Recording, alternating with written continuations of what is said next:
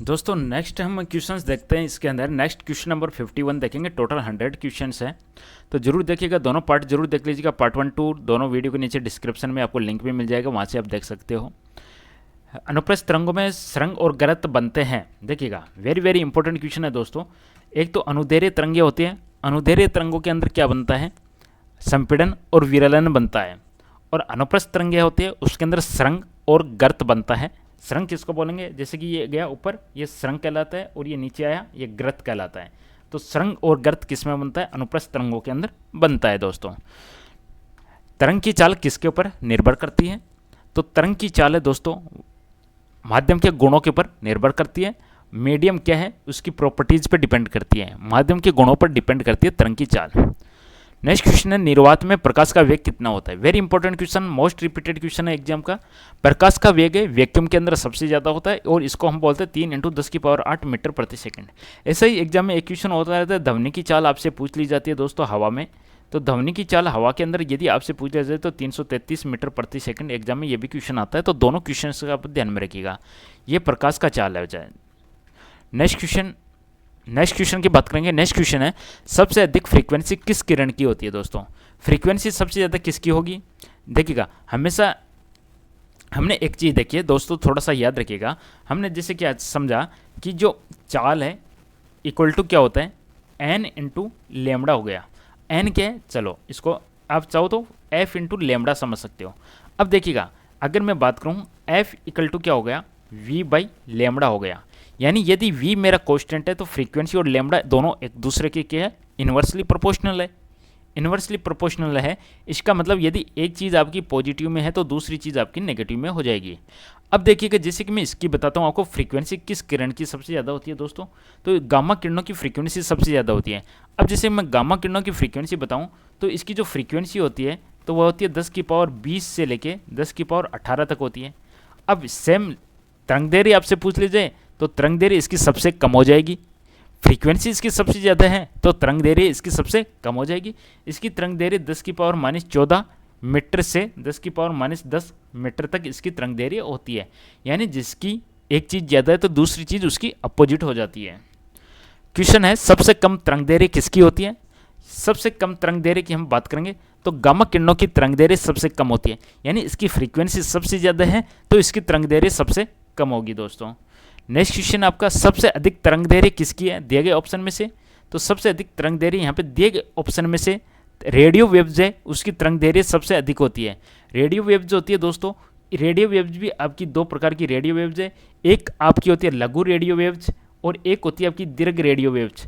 जो दीर्घ radio waves है इसकी जो तरंगदैर्घ्य होती है वह होती है 1 मीटर से लेके 10,000 मीटर तक इसकी तरंगदैर्घ्य होती है। और जो लघु है इसकी होती है 10⁻³ मीटर से 10 यानी 1 मीटर तक इसकी तरंगदैर्घ्य होती है लघु रेडियो तरंगों की। नेक्स्ट क्वेश्चन आपका, ध्वनि तरंग किस माध्यम से सबसे तेज चलती है? तो ध्वनि तरंगे वह सबसे ज़्यादा ठोस में चलती है, सॉलिड में चलती है। सबसे ज़्यादा ठोस सॉलिड में चलती है ध्वनि तरंग। नेक्स्ट क्वेश्चन है, विद्युत चुंबकीय तरंग कैसी होती है दोस्तों? तो विद्युत चुंबकीय तरंग की हम बात करेंगे तो विद्युत चुंबकीय तरंगें होती है जिसको हम इलेक्ट्रोमैग्नेटिक वेव्स जो बोलते हैं, वह न्यूट्रल होती है, उदासीन होती है विद्युत चुंबकीय तरंगें। इसके ऊपर किसी भी प्रकार का चार्ज नहीं होता है। नेक्स्ट क्वेश्चन आपका, तरंग में 1 सेकंड में होने वाले कंपनों की संख्या क्या कहलाती है? 1 सेकंड में होने वाले कंपनों की संख्या को हम फ्रीक्वेंसी कहते हैं, आवृत्ति कहते हैं, ऑप्शन सी।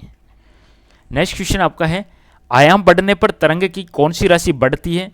तो आयाम बढ़ने पर तरंग की राशि यानी ऊर्जा बढ़ती है दोस्तों। ऑप्शन नंबर ए, ऊर्जा बढ़ती है।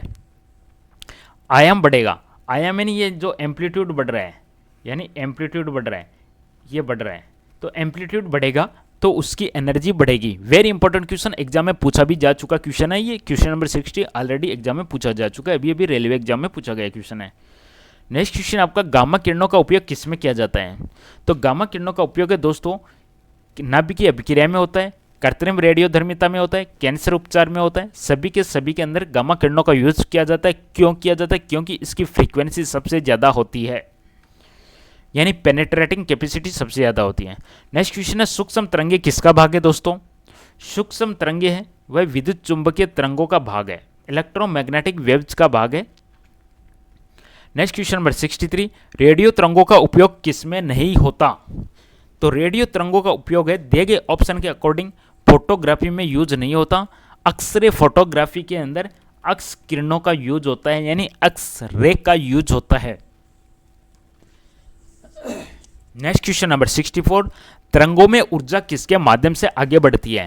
वेव्स के अंदर। तो वेव्स के अंदर जो ऊर्जा आगे बढ़ती है दोस्तों, वह वाइब्रेशन यानी कंपन के माध्यम से आगे बढ़ती है। ऑप्शन नंबर ए, वाइब्रेशन के माध्यम से। नेक्स्ट क्वेश्चन आपका, तरंग का आयाम है किस स्थिति से मापा जाता है? तरंग का जो आयाम है वह मीन पोजीशन से मापा जाता है। मीन पोजीशन बोले तो इस तरीके से, यदि कोई तरंग चल रही है, उस तरंग का ये आ गया मीन पोजीशन। मीन पोजीशन से ये जो स्थिति है ये कहलाती है एम्पलीट्यूड यानी आयाम। ध्वनि तरंगों का ध्रुवण क्यों नहीं होता? ध्वनि तरंगों का पोलराइजेशन क्यों नहीं होता? इसलिए नहीं होता क्योंकि ये अनुदैर्घ्य होती है, अनुदैर्घ्य होती है दोस्तों। नेक्स्ट क्वेश्चन आपका है, तरंग गति में माध्यम के कण ऊर्जा को आगे बढ़ाते हैं लेकिन स्वयं क्या नहीं करते? स्वयं क्या आगे बढ़ते हैं? जैसे कि होता है ये पार्टिकल्स है, तो तरंग गति में क्या होगा, ये अपनी एनर्जी इसको दे देगा, ये इसको दे देगा, ये अपनी इसको दे देगा, ये इसको दे देगा, कुल मिला के पार्टिकल है। तरंग गति में माध्यम के कण ऊर्जा को आगे बढ़ाते हैं लेकिन स्वयं क्या नहीं करते? स्वयं आगे स्थायी विस्थापन नहीं करते, आगे खुद विस्थापित नहीं होते, ओनली अपनी एनर्जी को बगल वाले को देते जाते हैं। तरंग गति में गामा किरणें किस प्रकार की तरंग है दोस्तों? तो गामा किरणें हैं वह विद्युत चुंबकीय तरंग है, इलेक्ट्रोमैग्नेटिक वेव्स है। Option C. क्वेश्चन, एक्स किरणों का तरंग दैर्घ्य किससे कम होता है? तो एक्स किरणों का जो तरंग दैर्घ्य होता है दोस्तों, वह रेडियो तरंगों से कम होता है। एक्स किरणों का तरंग दैर्घ्य रेडियो तरंगों से कम होता है। सबसे ज़्यादा जो तरंग दैर्घ्य है वह रेडियो वेव्स का ही होता है दोस्तों। और बाकी ये एक्स किरणें, पराबैंगनी किरणें, इनका लगभग सेम रहता है, ये ज़्यादा भले ही हो इसका। नेक्स्ट क्वेश्चन आपका, तरंग का आयाम दुगुना करने पर ऊर्जा कितनी होगी? जैसे कि अभी आपको बताया कि आयाम के अंदर ही एनर्जी समाहित है। एम्पलीट्यूड बढ़ेगा तो ऑब्वियसली एनर्जी बढ़ेगी यहाँ पे। यदि एम्पलीट्यूड इसका 2 गुना हो गया तो एनर्जी इसका डायरेक्ट 4 गुना हो जाएगा। नेक्स्ट क्वेश्चन, निम्न में से कौन सी तरंगें वैक्यूम में भी चल सकती है? दे गए ऑप्शन में से तो आंसर बनेगा विद्युत चुंबकीय तरंगें है वह वैक्यूम यानी निर्वात के अंदर भी चल सकती है, लेकिन ध्वनि तरंगें निर्वात में गमन नहीं कर सकती। तो आंसर बनेगा विद्युत चुंबकीय तरंगें निर्वात में चल सकती है। पराश्रव्य तरंगें क्या होती है? अल्ट्रासोनिक वेव्स क्या होती है? अल्ट्रासोनिक वेव्स वो होती है जिनकी फ्रीक्वेंसी 20,000 हर्ट्ज से अधिक होती है, यानी 20 किलो हर्ट्ज से अधिक वाली जो भी तरंगें हैं वह होती है अल्ट्रासोनिक वेव्स। श्रव्य ध्वनि की आवृत्ति सीमा कितनी होती है? श्रव्य ध्वनि की जो आवृत्ति सीमा है दोस्तों वह 20 से 20 किलो हर्ट्ज होती है। वेरी इंपॉर्टेंट क्वेश्चन है एग्जाम का, जो अपने को सुनाई देती है, अपने को इस रेंज तक की कोई भी ध्वनि होती है वह सुनाई देती है, इसलिए हम इसको कहते हैं सर्वे या audible sound. Next question, 20 hertz से कम फ्रीक्वेंसी वाली ध्वनि क्या कहलाती है? तो 20 हर्ट्ज से कम फ्रीक्वेंसी वाली ध्वनि कहलाती है अपसर्वे इंफ्रासोनिक वेव्स कहलाती है दोस्तों। Option C. तरंग की चाल और फ्रीक्वेंसी स्थिर होने पर तरंग दैर्घ्य कैसा होगा? तरंग की चाल और फ्रीक्वेंसी स्थिर होने पर देखिएगा तरंग दैर्घ्य क्या होगा? v = n × lambda. अब चाल हो गई ये और ये होगी फ्रीक्वेंसी। अगर दोनों स्थिर है तो ये लैम्बडा क्या होगी? कांस्टेंट बन जाएगी, दोनों कैंसिल आउट हो जाएगा, ये कांस्टेंट बन जाएगी, लैम्बडा स्थिरांक बन जाएगा कांस्टेंट। प्रकाश का कौन सा रंग सबसे अधिक तरंग दैर्घ्य वाला होता है? जैसे VIBGYOR, तो आप लेफ्ट टू राइट जाओगे तो आपका तरंग दैर्घ्य क्या होगा? तरंग दैर्घ्य बढ़ेगा, यानी रेड कलर का तरंग दैर्घ्य सबसे ज़्यादा होता है, इसीलिए ये सबसे अच्छे तरीके से दिखाई देता है। और आप इधर जाओगे तो इसका तरंग दैर्घ्य कम होता जाएगा। दृश्य प्रकाश में सबसे कम तरंग दैर्घ्य किस रंग का है? विजिबल लाइट होती है, जो भी आपका VIBGYOR है उसमें सबसे कम तरंगदैर्घ्य आपका वॉयलेट कलर का होता है, बैंगनी कलर का होता है। तरंग की चाल को किस अक्षर से रिप्रेजेंट करते हैं? तरंग की चाल को V से रिप्रेजेंट करते हैं दोस्तों। फ्रीक्वेंसी को किस अक्षर से रिप्रेजेंट करते हैं? फ्रीक्वेंसी को N अक्षर से रिप्रेजेंट करते हैं। यदि ऑप्शन में ये नहीं मिले तो आपको F हो सकता है वो मिल जाए, तो ऑप्शन के अकॉर्डिंग आंसर दीजिएगा। अनुप्रस्थ तरंगों में कौन भाग लेते हैं? तो अनुप्रस्थ में क्रेस्ट एंड थ्रो, सरंग और गरत भाग लेते हैं अनुप्रस्थ तरंगों के अंदर। वेरी इंपॉर्टेंट क्वेश्चन है। और जो संपीड़न और विरलन, कंप्रेशन एंड रेरफैक्शन है, ये अनुदैर्घ्य में भाग लेते हैं। नेक्स्ट क्वेश्चन है, अनुदैर्घ्य तरंगों में कौन भाग लेते हैं? तो अनुदैर्घ्य तरंगों में संपीड़न और विरलन, कंप्रेशन एंड रेरफैक्शन काम में लेते हैं। जैसे कि ये वेव चल रही है, ये विरलन हो गई, ये बिल्कुल पास पास में आ गई, यानी जो संपीड़न और विरलन है वह भाग लेते हैं। नेक्स्ट क्वेश्चन आपका है, विद्युत चुंबकीय तरंगों की चाल किस माध्यम में अधिकतम होती है? तो विद्युत चुंबकीय तरंगों की चाल वैक्यूम में सबसे ज़्यादा होती है। इसके अपोजिट ध्वनि की चाल सबसे ज़्यादा सॉलिड में होती है। ध्वनि की चाल सॉलिड में सबसे ज़्यादा है, विद्युत चुंबकीय तरंगों की चाल वैक्यूम में सबसे ज़्यादा है।